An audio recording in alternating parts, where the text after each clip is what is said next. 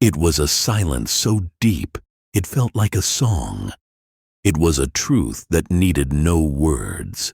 It was nirvana, heaven, and home, all at once. He felt held. He felt known. He felt that despite the war, despite the bomb, despite the death that was rushing toward him at supersonic speeds, everything was right. The light wasn't burning him. It was embracing him. "I am here," his soul whispered. "I am finally here." It was the most serene moment of his entire existence, a beautiful golden calm that washed away every fear he had ever known. But the world below was not calm. While his soul floated in that ocean of peace, the physical world was being unmade. The heat of 4,000 suns was vaporizing his city. The shockwave was flattening his home. The chaos was absolute. Then, the beautiful quiet was interrupted. A shadow fell across the light. A silhouette rose within the mushroom cloud, blocking the view of that perfect peace. Amaterasu. She was not the source of the peace. She was the wall that slammed down in front of it. She looked down at the man who was drifting into the arms of the Creator. "Not yet," she commanded. Her voice shattered the silence. It was a jagged tear in the perfection. "The light consumes," she said, binding him to the earth with chains of gravity and duty.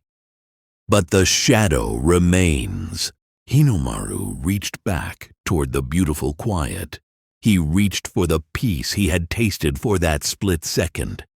"Let me stay," he pleaded. "I belong there." "No," she commanded. "The hell is not empty yet."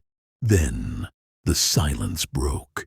Caracal! The beautiful quiet was replaced by the roar of the apocalypse. The sanctuary collapsed. The heat hit him. 4,000 degrees of thermal radiation.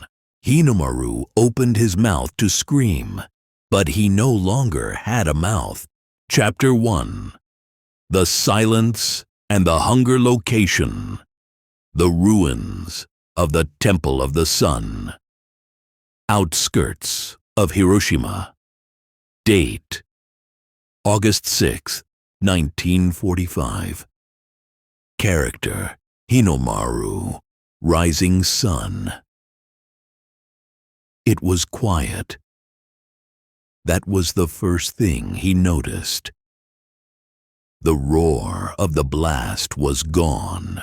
The screaming had faded. Now, there was only a profound, heavy silence, like the world was holding its breath. Ash fell from the sky, but it didn't look like destruction. It drifted down softly, like gray snow in winter. The light, filtering through the dust clouds, turned the air a bruised violet and soft orange. It was surreal. It was hauntingly beautiful. Hinomaru stood amidst the shattered timber of what had been the Temple of the Sun. For a moment, the archaeologist in him just watched the ash settle on the ancient stones. He looked down at his hands. They were black, charred, like armor made of burnt wood. Burns, he told himself, panic rising in his chest. Third degree.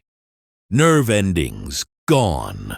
That is why there is no pain. He saw his pocket watch lying in the dirt a few feet away. He reached for it. He needed to know the time.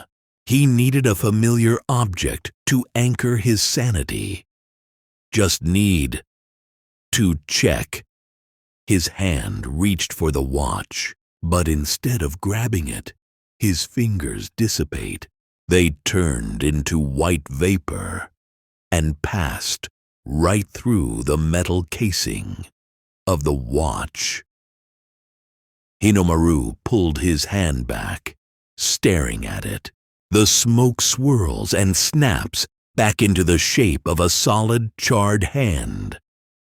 "The heat," he whispered, blinking rapidly. "It is distorting the light. Refraction. My eyes are damaged." Suddenly the air rippled. The beautiful gray snow was disturbed by a sudden, sickening heat. A tear in the spiritual fabric of the world opened up right in front of him. Then the Devo emerged.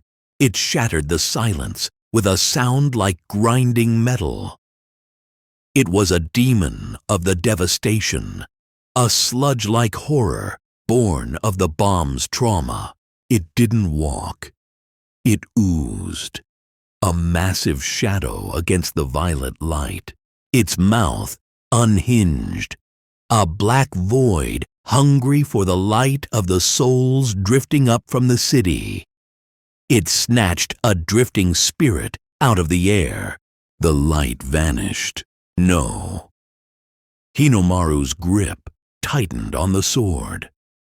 The beauty of the quiet shattered instantly. "Stop it!" Rage, hot and blinding, flooded Hinomaru's chest. He didn't care about the goddess's mission. He didn't care about the war. He saw a predator eating the helpless. "I said stop,"